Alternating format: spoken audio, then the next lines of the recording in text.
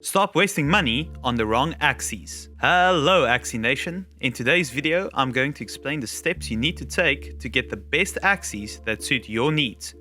Let's jump right in. When buying AXIES, there are 4 important factors to consider. But first, you need to ask yourself, what am I buying these AXIES for? Well, I would classify you either as a breeder or a player. You are a player if you purely want a team to play the game and earn SLP to sell on the marketplace.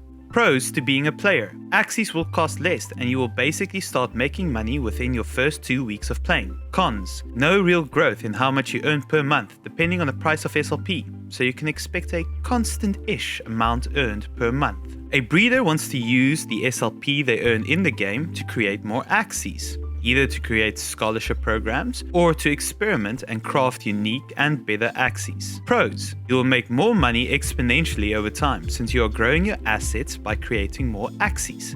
Also, you will probably have more energy to play with in-game as you will own more than 3 AXIES at some point, which in turn also increases the amount you can earn per day. Cons. You won't necessarily make any money for the first few months, since you will likely be using the SLP you earn to breed AXIES instead of selling the SLP for money. Another con to breeding is that it will cost more to start, as your AXIES will probably be more expensive than those of a normal players, but this will be explained in the next section. Okay, with that being said, there are 4 main factors to consider when buying AXIES. 1. What team or classes of AXIES do you want? If you're interested, here is a great video that explains the different classes and abilities that are important for each class. Link in the description. Decide what you're most interested in and pick the 3 types of AXIES you want. 2. Abilities. Once you know what classes you want, make sure you understand the most important abilities they need to possess in order to be good. Be certain about at least 2 abilities, maybe 3, and be prepared to be flexible on the remaining choices to allow for better prices. Okay, now that you know what class you want and what abilities you are looking for, it is time to head over to the marketplace. Once there, you can filter to find what you're looking for. Suppose you want a plant type for a tank, with the abilities Pumpkin for some shield, Vegetal Bite for energy steal, and Carrot. You can input those in the parts section of the filter. This will give you a list of all the AXIES that fit what you are looking for. Now you're probably asking, which AXIE should I choose from this list? Well, first, we need to consider 2 more factors. 3. Breed count. Breed count indicates how many times an AXIE has bred before. The higher the breed count, the more SLP will cost you to breed with this AXIE again. Why does this matter?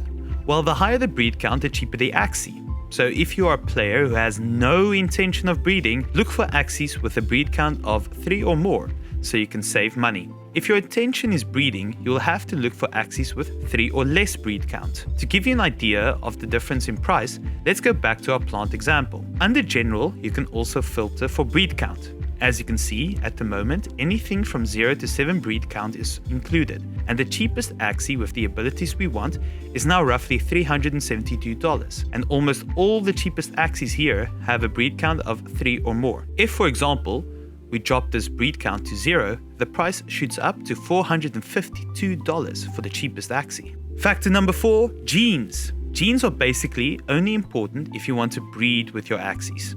If you are a player, you can take the most messy genes there is and your AXIE will be fine, although you might lose a marginal stat point here or there.